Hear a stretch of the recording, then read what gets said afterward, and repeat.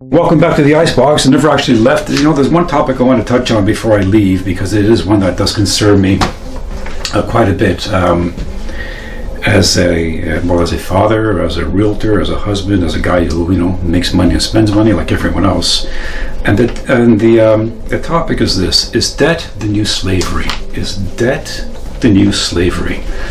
Let's look at it this way. A few years back, I was having a conversation with an economist that I know, and he was concerned about the debt ratio of the average household. And back then, and we're talking about 12 years ago, back then it was about 1.2 times your income. Your debt was 1.2 times your income, which is pretty high.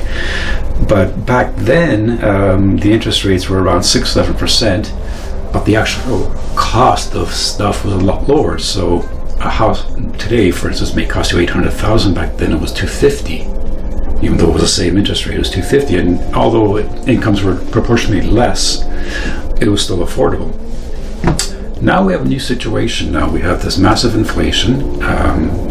We have slowdowns, economic slowdowns, and it's causing a lot of problems, and actually it's causing the debt building to get even bigger. Look at it this way. The government is trying to raise interest rates up in order to crush inflation. That's right from the book of Economics 101, How to Fight Inflation. And it works great if you have the demand-driven inflation. People want to go out and buy stuff. They're making money, and they're getting stupid. They go out and buy stuff. It drives the price up. They have to tamp it down a bit. However, this is not demand-driven inflation that we're facing. What we're facing now, I'm going to call it necessity-driven inflation. You need to buy gas to get to work. You need to insure your car. You need to insure your house. You need to go to the dentist. You need medicine.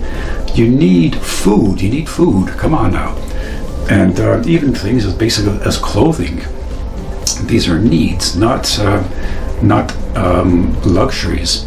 So when the government raises rates up to fight one type of inflation, but we're facing another kind of inflation, what it's doing is causing everything to be more expensive. If the manufacturers can't deal with those costs, they can't pass them on to the consumers, okay, because the consumers don't want to pay it. They then have to start cutting back on their workforce. When they cut back on the workforce, they're out in the unemployment lines. If they can't find jobs, they go on welfare, they go on assistance. Who's paying for that?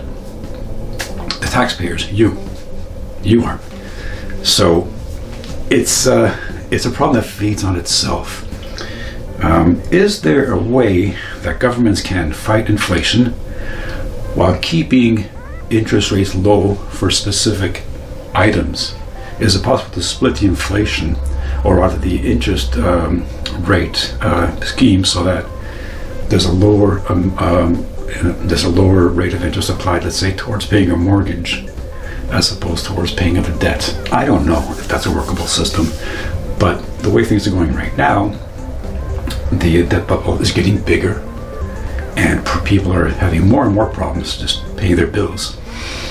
Then that kind of forces you to ask the question, is it an accident? And I don't want to sound like I've been living under a bed, worrying about shadows, but there's a line from a really good movie I watched years ago, a movie with Clive Owen called The International. It was about banking. And the line was, the profit is not in the war, the profit is in the debt the war creates. The profit is in the debt the war creates. Debt is incredibly profitable if you own the debt, but not if you're paying for the debt.